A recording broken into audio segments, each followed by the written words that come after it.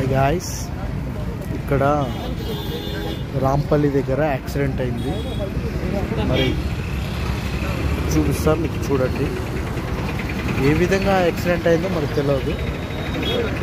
ఒక్కసారి చూడండి.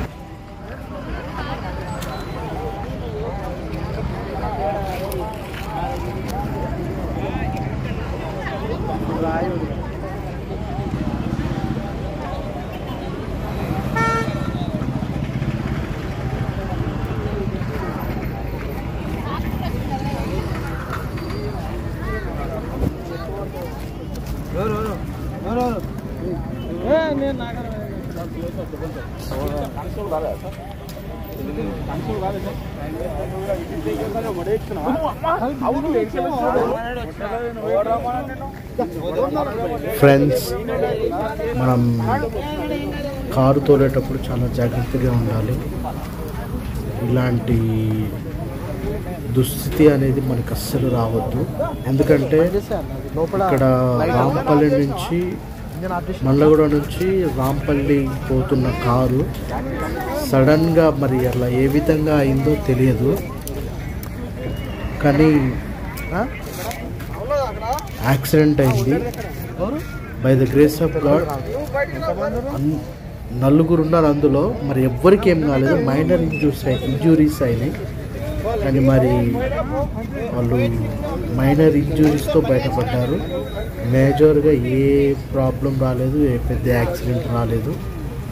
So guys, నేను చెప్తున్నానంటే ఎప్పుడైనా సరే కారు తోలేటప్పుడు చాలా మినిమం స్పీడ్, మీరు 40 స్పీడ్లో పోయినా చాలు. ఎందుకంటే ఆ 40 స్పీడ్లో మా ఇంటి దగ్గర మన అమ్మ కానీ, మన చెల్లి కానీ, మన డాడీ ఎవరైనా సరే ఎదురు చూస్తూ ఉంటారు. ఎవరో ఒకరు ఎదురు చూస్తూ ఉంటారని మీరు అందరూ గమనించి జాగ్రత్తగా సేఫ్టీ ప్రికాషన్స్ తీసుకొని సీట్ బెల్ట్ పెట్టడం, అదేవిధంగా స్లోగా మినిమం స్పీడ్లో వెళ్ళటం చాలా ఇంపార్టెంట్. ఎందుకంటే మన ఫ్యామిలీస్ మన కోసం ఎదురు చూస్తూ ఉంటారు.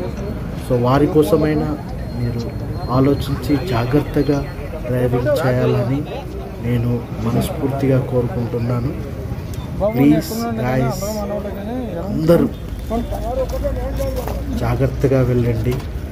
ఎందుకంటే చాలామంది మనం చూసుకుంటే కారు యాక్సిడెంట్ ద్వారా చాలామంది చనిపోతున్నారు.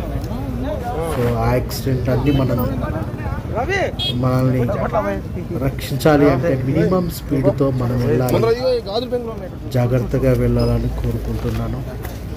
Please try to understand.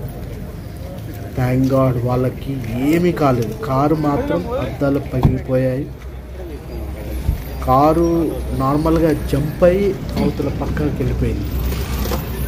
Divider కాకుండా డ్రైనేజ్ది అది జంప్ అయ్యి పైనుంచి వెళ్ళిందనమాట. మరి వాళ్ళు ఏ దుస్థితిలో ఆర్ఎల్స్ ఏ స్థితిలో వాళ్ళు వెళ్ళారో నాకు తెలియదు. చాలా స్పీడ్ అనుకుంటా.